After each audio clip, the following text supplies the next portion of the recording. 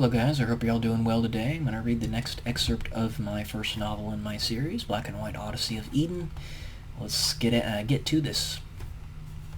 Sir, said Dmitri, dumbfounded at the scientist's silence.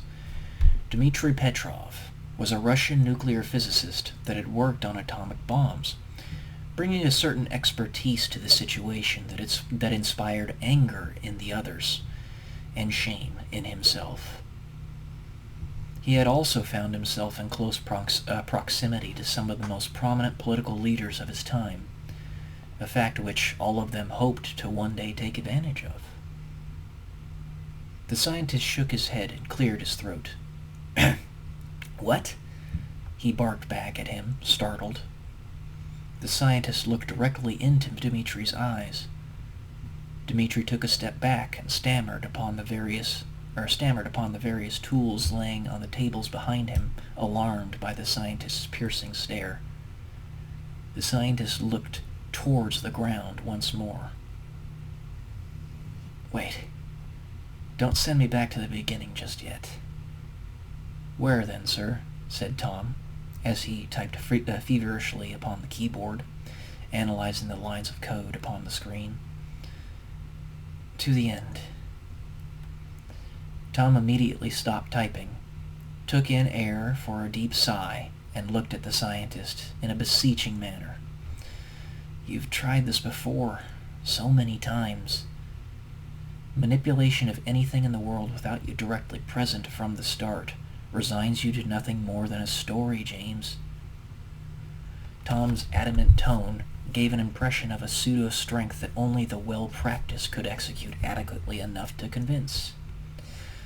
Tom was indeed well-practiced, but the scientist knew better. There must be example behind this. It's the only thing that has ever opened up a pocket. I missed something. Something important.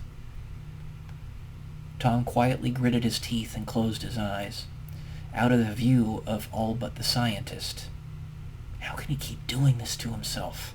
He thought. There's nothing left of him. Over and over, he keeps living this and failing. A tear rolled down Tom's face from his right eye as he frowned. He knew that the scientist felt the same pain he did, if not worse. This provided no solace, but only amplified his sadness. Despite it all, he would never show this pain to the scientist's face unless absolutely necessary, lest he also amplify the air of hopelessness to the point of overwhelming the group of them like an overflowing dam wall, an air that they all knew must be stymied by every means possible. Tom did it by sternness, but his tells were still evident. None of them were successful at hiding their grief for long. Jessica sat on a steel chair next to the scientist and smiled lovingly at him. I know you can do this, sir. You saved us. None of us still really understand how, but you did. Was she naive? Or was she the only one in the room with any sense? Did it any longer matter? There were no other options. The machine in which the group of them resided was embedded in what was nothing more than a molehill, though several hundreds of feet underground.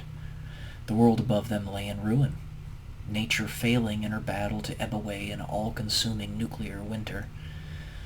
Remaining on Earth, it was only them, and perhaps some 10,000 humans on the surface who were unlucky enough to have escaped the blasts through either their own cleverness or pure dumb luck.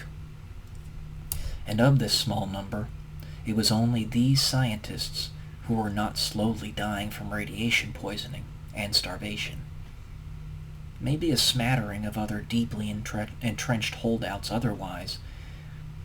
It was a pure, inevitable extinction, not just of humanity, of all life on Earth. It would all be extinguished. The scientist wondered on occasion, did this unluckiness include the 5 of them as well, The thought always remained in the back of his mind, eating away at whatever shred of his sanity he had left.